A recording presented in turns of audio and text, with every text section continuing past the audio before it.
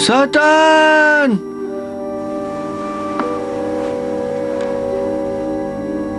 मुझे बचाओ Sutton! Sutton!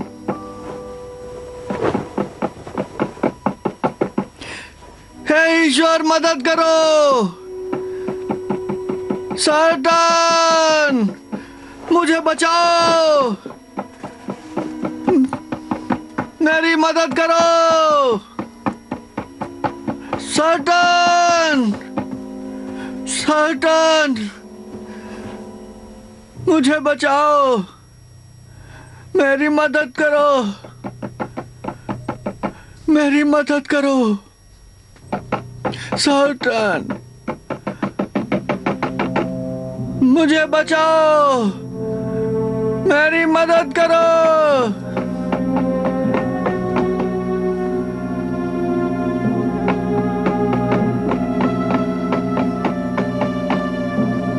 मेरी मदद करो! मेरी मदद करो! सटन! सटन! मेरी मदद करो! मुझे बचाओ!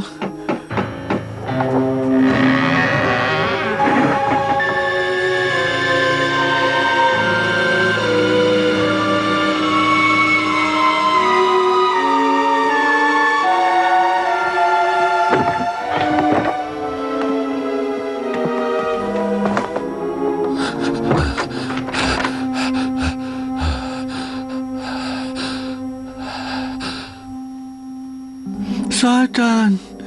सटन!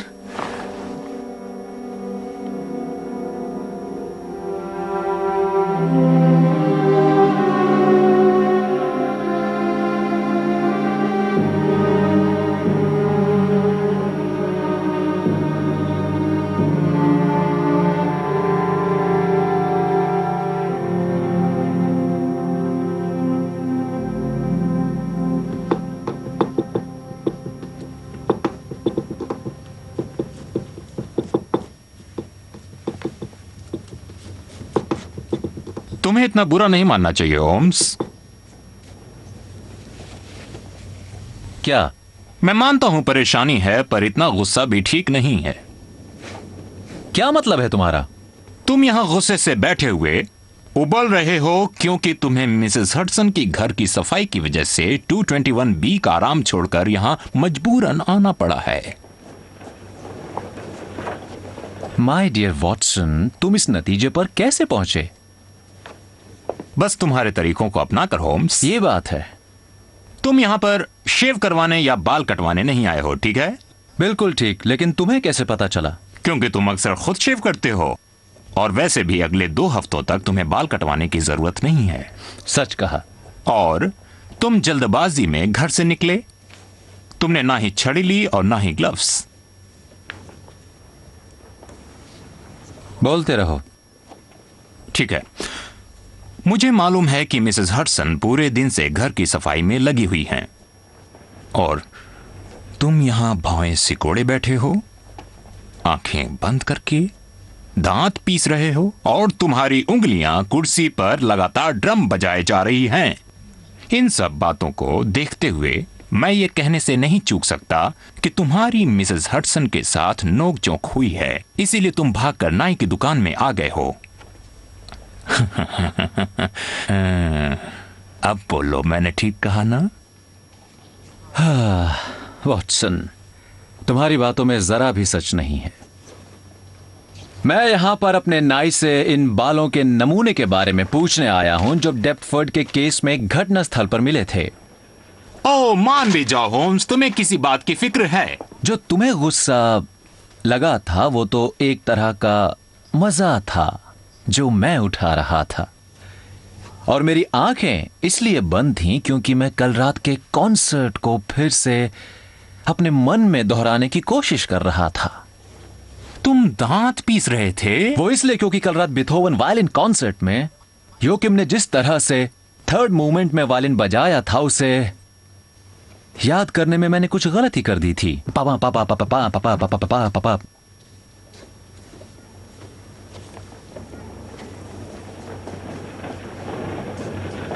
लेकिन फिर भी तुम्हारी बात में कुछ सच्चाई तो है।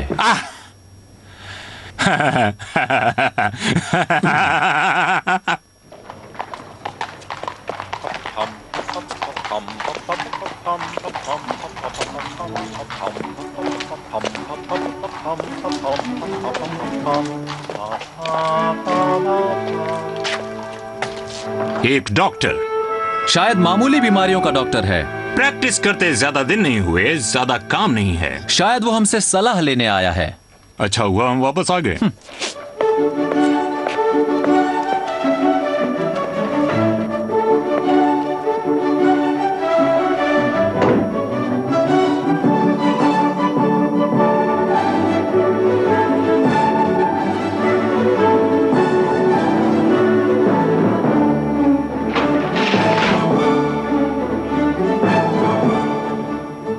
Are you Mr. Holmes? Thank you Mrs Hudson.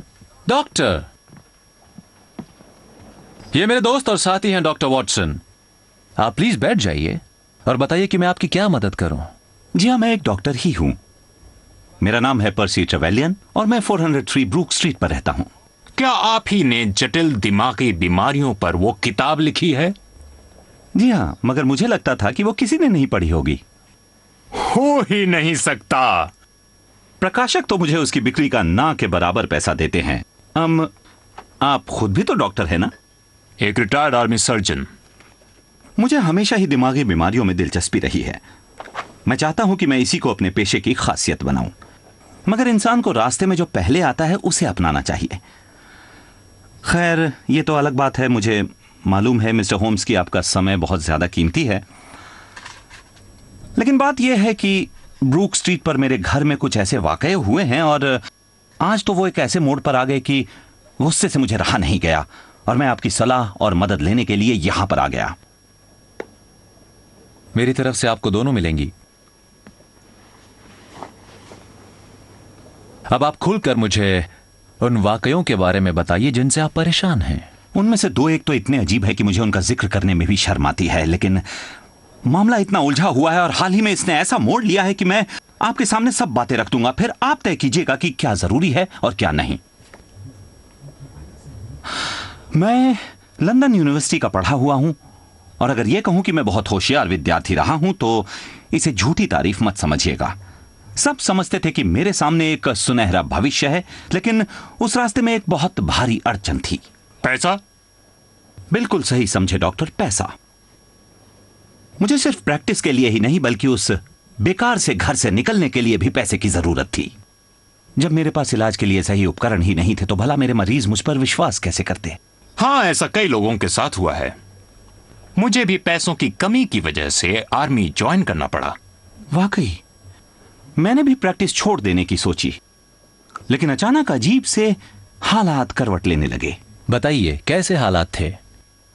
ठीक 2 साल पहले एक दिन सुबह सुबह मेरे पास ब्लेसिंगटन नाम का एक आदमी आया जो उस समय तक मेरे लिए बिल्कुल अजनबी था।